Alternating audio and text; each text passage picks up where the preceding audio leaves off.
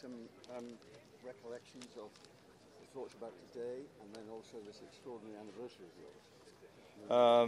Yeah, today was a tough day. I didn't make one birdie, even though I played pretty decent. Hit a lot of quality shots, but hit 2 or 3 loose shots that cost me a bogey every time, and I didn't putt well. I didn't make any putts to, make a couple of birdies and get my score back. So I'm 3 over, and that's not a dream score for me. So I have to do better tomorrow.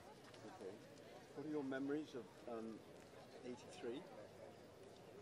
83, yeah, that was my first time here. No, 93. Sorry. Yeah, exactly. 83, I wasn't even here.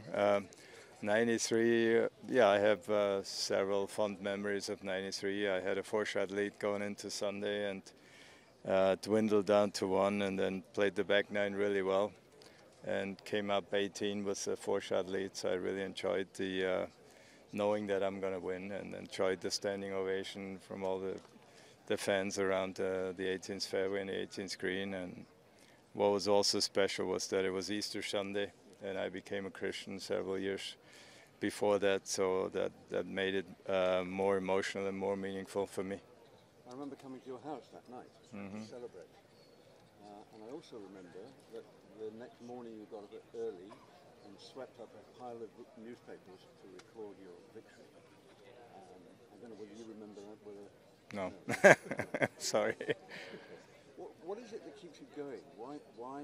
What have you got that other people haven't got? I don't know what I've got. I just enjoy the game of golf. I enjoy competing, and I'm still healthy enough to do it, and I'm good enough to do it. So I don't see any reason why I should quit.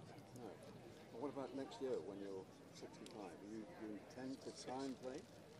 Yeah, I'm 65 right now. I'll be 66 next year, so I'm intending to play next year. Yeah, otherwise I would have said goodbye to this year like Sandy Lyle and Larry Mize did. But no, I think I still have a lot of game, and I still think I can play around here.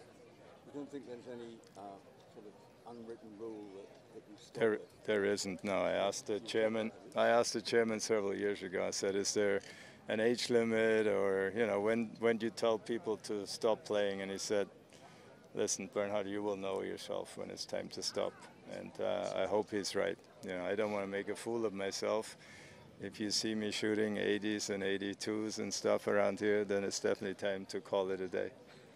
What's the hardest part of playing now? The hardest part here is hitting very long clubs into the greens and not reaching the par 5s in 2. And that, makes the golf course play 5, 6, 7 shots harder than it did when I was a young man. Can I ask you about your playing partner, Ben Carr, who joined you today? Yep.